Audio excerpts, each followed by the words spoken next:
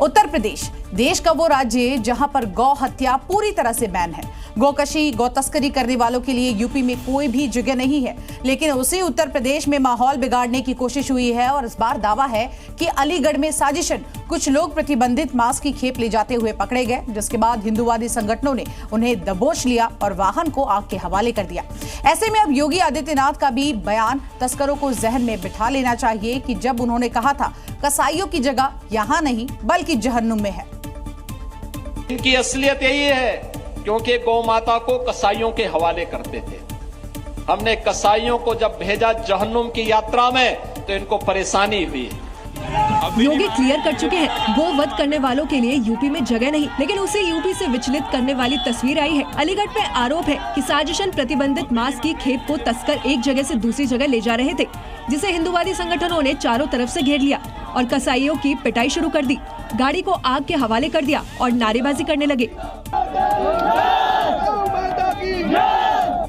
ये घटना अलीगढ़ के अकराबाद अलहदादपुर इलाके की है।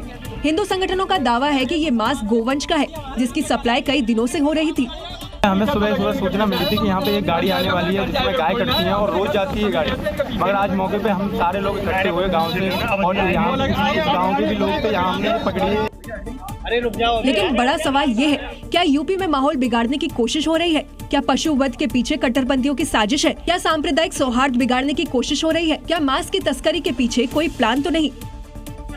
ये वो सवाल है जो अलीगढ़ की घटना के बाद उठने लगे हैं। हिंदुवादी संगठनों में आक्रोश है, पुलिस प्रशासन के खिलाफ गुस्सा है और प्रतिबंधित पशु की हत्या करने वालों को सख्त सजा देने के लिए सीएम योगी से मांग हो रही है। पाकिस्तान में सीज फायर पर सवाल उठाने वाले राहुल गांधी आज जम्मू कश्मीर के दौरे पर थे, जहां पर उन्होंने पाकिस्तान के हमले में हताहत परिवारों से मुलाकात की और जल्द ही सब कुछ ठीक होने का भरोसा भी दिया। आप ज्यादा तो नहीं घबराए हो?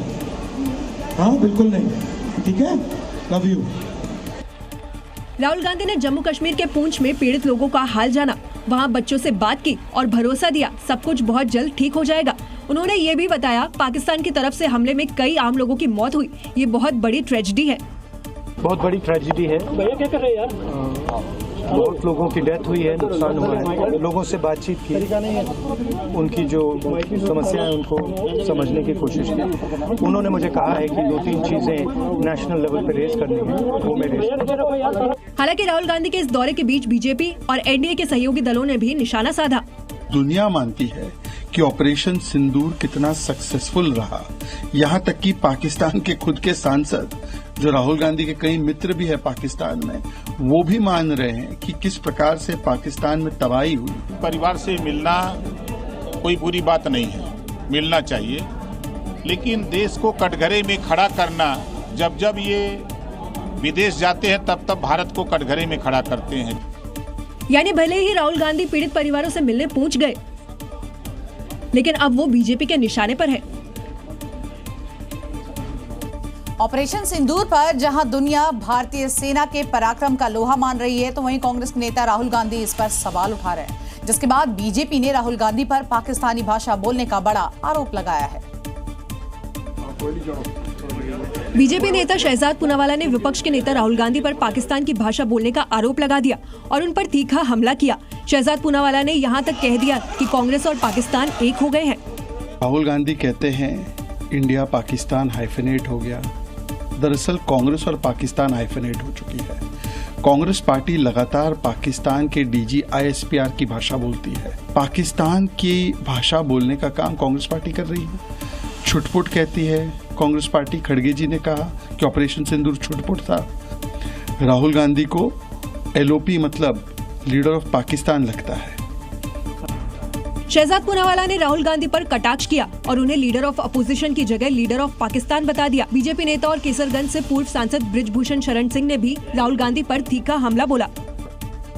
राहुल जी ऐसा बयान देते हैं जो पाकिस्तान में उसका स्वागत होता है, वहाँ की मीडिया उसको चलाती है, तो क्या इस पर राहुल जी के लिए गर्व का विषय है?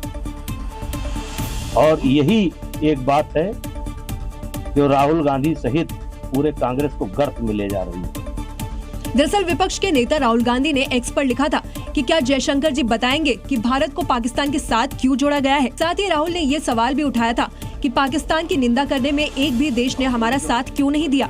राहुल गांधी के इसी ट्वीट के बाद कांग्रेस और बीजेपी में सियासी संग्राम शुरू हो गया है।